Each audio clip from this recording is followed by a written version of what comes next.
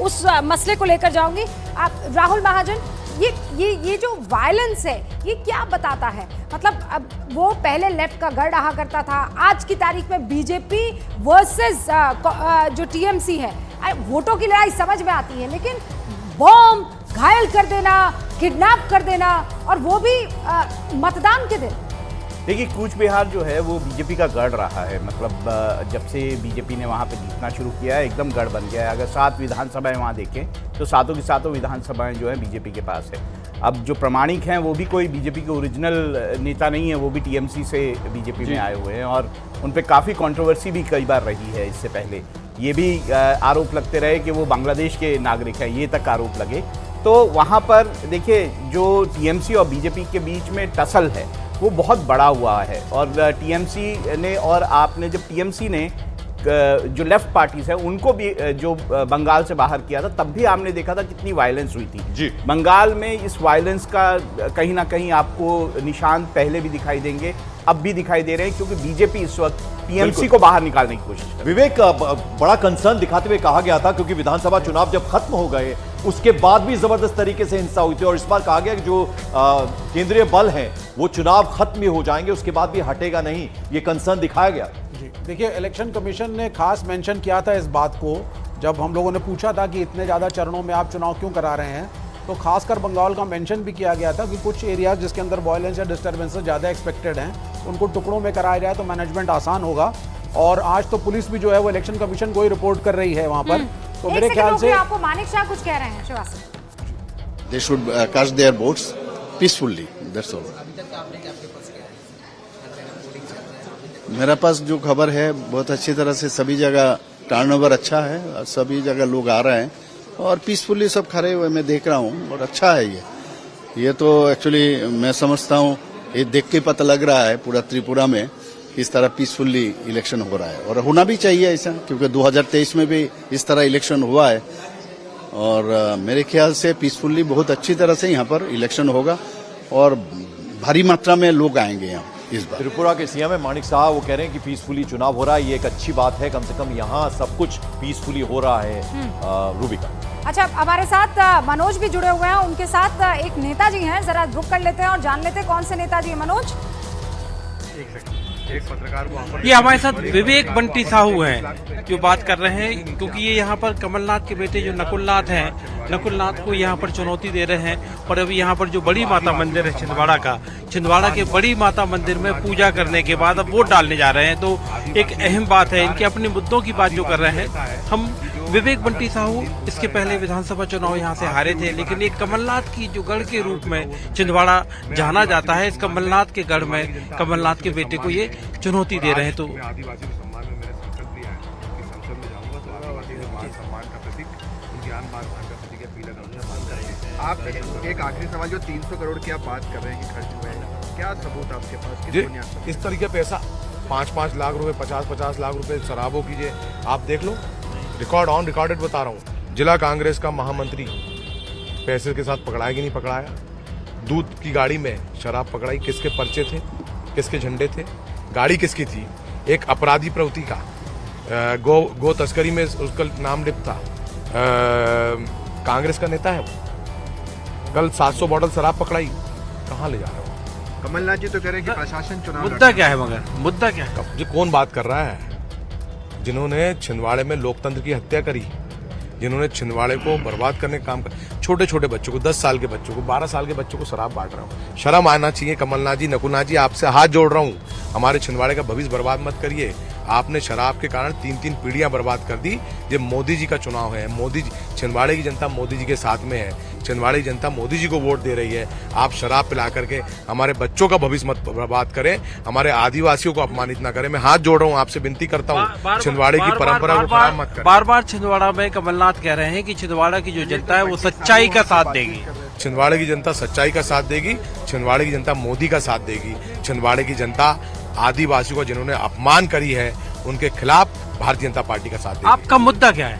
हमारा मुद्दा आदिवासियों को सम्मान, हमारा मुद्दा छिंदवाड़े के युवाओं को रोजगार, हमारा मुद्दा छिंदवाड़े को प्रकृति ने इतना दिया है, उस जो जनता प्रकृति ने छिंदवाड़े को दिया है, उसको हम देश के और दुनिया के नक्शे पे लाएं। आज पतालकोट, तामिया, हमारा पेज नेशनल पार्क, छिंदवाड़े से 5-5 बड़ी नदियां निकलती है, कोयले की अचूर मात्रा, छिंदवाड़े के संतरे को पहचान दिलाना, ये सब हमारा मुद्दा है। और रेलवे की आप कनेक्टिविटी। कमलनाथ के गढ़ को तोड़ पाओगे लगता है आपको? कमलनाथ जी क्या है? चुनाव आज मैं लड़ रहा हूँ नकुलनाथ से। आप नकुलनाथ की बात करिए, क्या दिया 5 सालों में नकुलनाथ ने छिंदवाड़े को? वो तो आदिवासियों को अपमानित कर रहा है। 2 घंटे खड़ी नहीं हो सकते, 20 कांग्रेस के कार्यकर्ताओं का नाम नहीं दिला सकते। विवेक बंटी साहू से बातचीत कर रहे हैं। विवेक बंटी साहू वही है जो लगातार चुनाव लड़ रहे हैं सिर्फ इसी मकसद से कि एक दिन आएगा जब वो नकुलनाथ हो आज की तारीख में या पहले कमलनाथ, उनका किला ढा पाएंगे। लेकिन सही में इस वक्त खबर यह है कि पश्चिम बंगाल के कूच बिहार में लगातार वायलेंस की खबरें आ रही है। प्रमाणिक के घर के पास इस वक्त बम मिलने की खबर आई। आशिका हमारी सहयोगी हमारे साथ जुड़ रही है। आशिका, क्या अपडेट, क्या जानकारी? बम की खबर है, निश्चित प्रमाणिक के घर के बाहर बम देखा गया।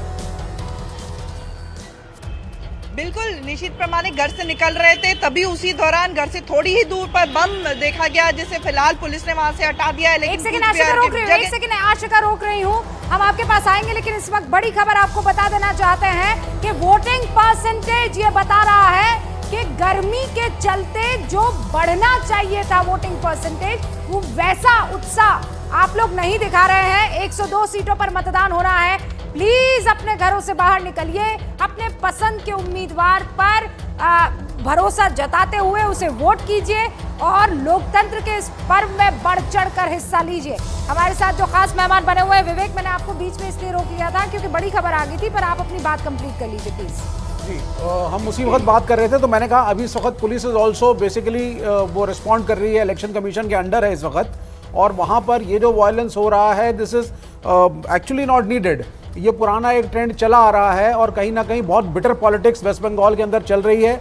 कल भी हमने इसी के बारे में डिबेट करी थी, डिस्कशंस करे थे। आप तो लेफ्ट विचारधारा के हमेशा से पूरक रहे हैं। आप मुझे ये बताइए कि ये जो लड़ाई हुआ करती थी, ये लेफ्ट वर्सेस टीएमसी एक टाइम पर हुआ करती थी, लेकिन आज की तारीख में लेफ्ट इज नोवेयर। जो दिख रहा है वो टीएमसी वर्सेस बीजेपी दिख रहा है। वो देखिए, वो अपने अपने समीकरण होते हैं। ठीक है, एक लेफ्टिस्ट आइडियोलॉजी को मैंने डेफिनेटली हमेशा एक एज दिया है, लेकिन violence is not the solution. जब लेफ्ट भी कंटेस्ट कर रहा है इलेक्शन, तृणमूल कांग्रेस भी कर रही है, बीजेपी भी कर रहा है, तो वायलेंस और बम का इसमें कोई रोल होना नहीं चाहिए।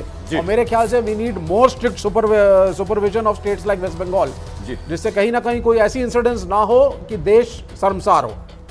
बिल्कुल। और राहुल, बड़ी इंटरेस्टिंग चीज पश्चिम बंगाल के परिप्रेक्ष्य में अगर हम बात करें तो जो कांग्रेस थी वही लेफ्ट हो गई, लेफ्ट जो थी वही तृणमूल कांग्रेस हो गई, और बीजेपी भी तृणमूल कांग्रेस से छिटक के कुछ लोग जो हैं वो बीजेपी में आ गए। तो ये बहुत इंटरेस्टिंग है पश्चिम बंगाल के परिप्रेक्ष्य में अगर हम बात करें। आपने बहुत सही बात की। देखिए, अभी भी अगर आप पिछले चुनावों को भी सारों को देखेंगे तो बीजेपी का जो वोटिंग परसेंटेज है कैसे बढ़ा है, वो कोई तृणमूल के वोटों को काट के नहीं बढ़ा है, वो लेफ्ट के वोटों को काट के बना है। लेफ्ट का जो वोटर था वो कहीं ना कहीं बीजेपी की तरफ शिफ्ट हुआ है। अगर आप देखेंगे भी, सारे आंकड़े भी देखेंगे तो आपको समझ आएगा लेफ्ट का बहुत सारा वोट जो है वो बीजेपी की तरफ शिफ्ट हुआ है। और वैसे भी अगर मैं पश्चिम बंगाल की बात करूं तो बहुत सारे लोग जो टीएमसी से या से बीजेपी में शामिल हुए हैं। हाँ। तो वो जो वहां का कल्चर है वो कोई खास चेंज नहीं हुआ। अब वो साफ तौर पर दिखता है, लेकिन वायलेंस जो चुनावों के दौरान सतीश जी रगों में दौड़ता है इन कार्यकर्ताओं के, ये क्या बताता है, ये क्या जताता है? संक्षेप में अगर बता पाए। देखिए, वहाँ ये बंगाल में ना शुरू से ये परंपरा रही है, बड़े दिल से सब चुनाव लड़ते हैं और टोला सिस्टम चलता है, तो जो गैंग रेंज ऑफ फोर्सेस है वो दोनों आपस में क्लैश करते हैं। ये इसका एक नतीजा ये होता है। मैं दूसरी बात कहना चाहता हूँ, बहुत महत्वपूर्ण बात मैं कह रहा हूँ। मैं आपका वोटिंग परसेंटेज पर वक्तव्य सुन रहा था। आप देखिए कि 2.5 से ज्यादा परसेंटेज वोट कहाँ हुए हैं, और जो सिंगल डिजिट में 9 बजे तक कहाँ वोट हुए, कुछ न कुछ आपको संकेत मिलेगा। मुझे मध्य प्रदेश में जो 15% के लगभग वोट हो रहा है, हाँ? वो मुझे थोड़ा वो लग रहा है, और बिहार में सिंगल डिजिट में हो रहा है, सिक्किम में सिंगल डिजिट में हमने देखा, हाँ? जम्मू में देखा कि वो डबल में है, डिजिट में। ये कुछ बता रहा है क्या? अभी फिलहाल नहीं कर क्या बता रहा है सतीश जी, क्या बता रहा है? ये पहले जैसे ट्रेंड नहीं है। देखिए, डबल परसेंटेज अगर है, डबल अगर 9 बजे तक 10% से ऊपर जा रहा है तो कहीं कोई संघर्ष तो नजर नहीं आ रहा। कहीं कोई संघर्ष तो नजर नहीं आ रहा। इस बीच आपको बता दें सुबह से लेकर अब तक क्या हुआ है। लोकसभा चुनाव के पहले चरण के तहत सुबह से वोटिंग जारी है, मतदान जारी है। उत्तराखंड के सीएम पुष्कर सिंह धामी ने परिवार के साथ उधम सिंह नगर में अपना मतदान किया। वहीं अगर मणिपुर की बात करें तो सीएम एन बीरेन सिंह ने अपनी पत्नी के साथ वहां अपना वोट डाला। केंद्रीय मंत्री और बीकानेर से बीजेपी कैंडिडेट हैं अर्जुन राम मेघवाल, उन्होंने भी मतदान किया। राजस्थान के से ही आते हैं राज्यवर्धन सिंह राठौर, उन्होंने भी अपनी फैमिली के साथ जयपुर में वोट किया है। असम में कांग्रेस नेता गौरव गोगोई, तरुण गोगोई जो पूर्व सीएम हैं, उनके बेटे हैं, उन्होंने भी अपने मत का प्रयोग किया। तो अलग अलग तस्वीरों में हम आपको दिखा रहे हैं कौन कौन से नेता जो हैं सुबह सुबह अपने घर से निकले और अपने मत का प्रयोग किया उन्होंने। और यहाँ से फिर मैं आपको सहारनपुर लेकर चलती हूँ। वहां पर बीजेपी के प्रत्याशी राघव लखनपाल ने मतदान के बाद न्यूज 18 इंडिया से खास बातचीत की और बड़ी जीत का दावा किया है। वैसे इंटरेस्टिंग ये है कि ये दोनों अपनी अपनी जीत का, इमरान मसूद कह रहे हैं मैं 8 लाख वोट लेकर आऊंगा, राघव लखनपाल कह रहे हैं कि मैं 2 लाख वोटों से विजयी हो जाऊंगा। सुनिए इन दावों को। बिल्कुल, राघव लखनपाल ने वोट दे दिया। राघव जी, न्यूज 18 इंडिया पे आप हैं, आप अपनी पहले लोकतंत्र की स्याही दिखाइए जो आपने वोट किया। देखिए राघव लखनपाल पूरे कॉन्फिडेंट दिख रहे हैं इस बार। 2019 में नहीं जीत पाए थे लेकिन इस बार कॉन्फिडेंट है। 2014 में जीता था, पिछली बार मोदी लहर में भी नहीं जीते। इस बार क्या विश्वास है कि आप चुनाव मैदान में जीतेंगे? सभी वर्गों का वोट हमें इस बार मिलने जा रहा है। लोग बहुत प्रसन्न हैं माननीय मोदी जी के कार्य से और वो निश्चित रूप से हमें अपार समर्थन, अभी जब कैंपेन भी चला तो गांव में, शहर में, हर जगह हमें अपार समर्थन मिला है और 2.5 से 3 लाख के अंतर से हम इस बार। आप कह रहे 2.5 से 3 लाख के अंतर से जीतेंगे। इमरान मसूद दावा कर रहे हैं कि 2014 से दोगुना वोट उन्हें आएगा, 8 लाख से ज्यादा वोट आएगा। देखिए, मुंगेरी लाल के सपने तो हमेशा रहते ही हैं लेकिन वो सच नहीं होते। अब आपको 4 जून को नतीजे पता चल जाएंगे जब इतने बड़े अंतर से बीजेपी यहाँ जीतेगी। प्रियंका गांधी ने रोड शो किया, बहुत भीड़ थी, उन्होंने भी राम पे बहुत बोला। इमरान मसूद भी राम का नाम ले रहे, वो बोल रहे कि सौहार्दपूर्ण माहौल में चुनाव इस बार हुआ है। राम का नाम सबको लेना चाहिए, बहुत अच्छी बात है, सबका जीवन शुभ होता है, अच्छा होता है। कैमरा पर्सन करम सिंह के साथ नीरज कुमार, न्यूज 18 इंडिया, सहारनपुर। और आइए अब सीधे रुक करते हैं जावेद मंसूरी का, उनसे जरा हाल जान लेते हैं इस वक्त ताजा अपडेट उनके पास क्या है। लगभग 3 घंटे 11 मिनट का वक्त हो चुका है जावेद। देखिए पंकज, अब से थोड़ी देर बाद इकरा हसन यहाँ पर वोट डालने पहुंचेंगी। है यहाँ इंतजार ही उनका हो रहा है, लेकिन जो वोट परसेंटेज आया है कैराना लोकसभा का वो 9.2% सुबह 9 बजे तक दर्ज किया गया है। क्या लगातार जो आप बार बार कह रहे हैं कि क्या कुछ कहीं कमी है, क्या वजह हो सकती है? हमारे साथ हमारे स्थानीय रिपोर्टर हैं शाहनवाज, उनसे बात करते हैं। पिछली बार कितना था शाहनवाज? देखिए, जो 9 बजे तक पिछली बार कैराना लोकसभा का प्रतिशत था वो 15 से 17% था, लेकिन इस बार जो मतदान है वो बेहद धीमा है। क्या वजह लग रही है?